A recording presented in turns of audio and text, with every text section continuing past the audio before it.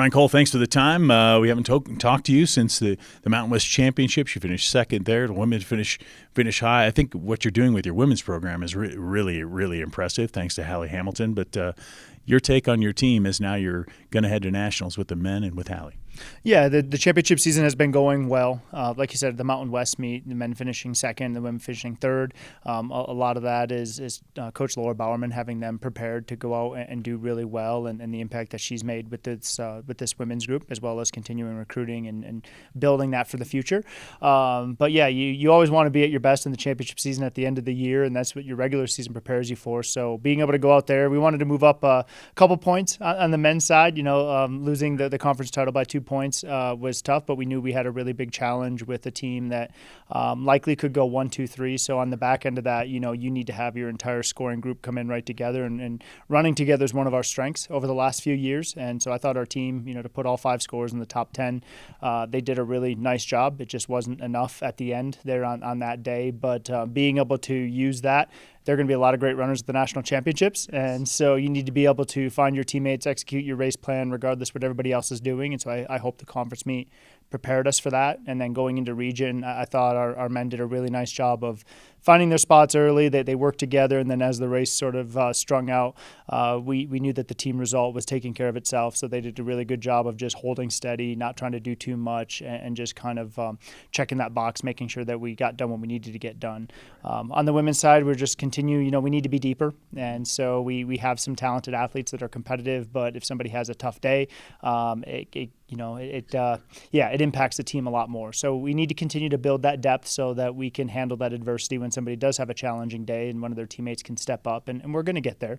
But it was great to see Hallie advance. I think that's the 8th time in 9 years now we've been represented on the women's side of the national championships, and that's something that we want to continue to do with the full team. But having Hallie back for her second year in a row is really positive, particularly since she comes back next year and can help lead that group and have the whole team there. So that was really positive, but now you get ready for the national championships, and she has a great opportunity to improve on her finish from last year. The men have a great opportunity to go out. I think the top 3 teams are they're really good. There are 3 teams that I think, unless they beat themselves, they're probably the top 3 teams in the country, and then that fourth, anywhere from 4th, maybe even back to 18 might be pretty wide open. And so on any given day, you could finish 8th, you could finish 18th, and if you're 8th and have a few spots go your way, maybe starting to look into that top 5 is a possibility. But we need to go out and execute our race, and I think we have some people that are they've run that race before. So they're experienced, they know how that goes. They'll be our anchors, and then our new people, they've trained every day with them in practice. And that's part of running together. You do it every day in practice. Race day is no different.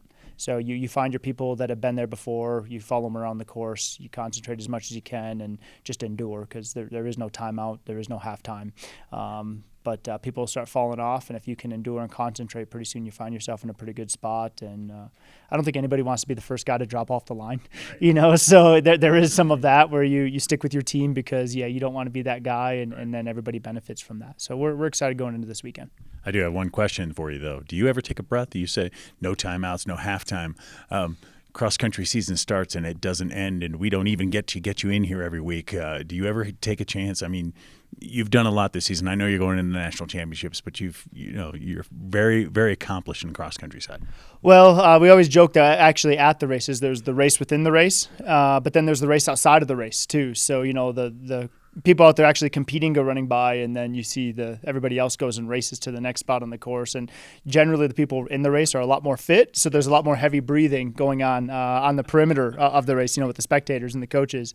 There is a time to take a deep breath, and with our sport, you go right from cross country. Indoor track is right around the corner. We're already in season for that, and then outdoor track kind of morphs right at the end of indoor season. So you don't really take a break probably until the summer, and then your summer needs to be pretty strong if you want to be good at cross country. But at the same time, this is it's kind of like when the holidays come up and they say it's the best time of the year.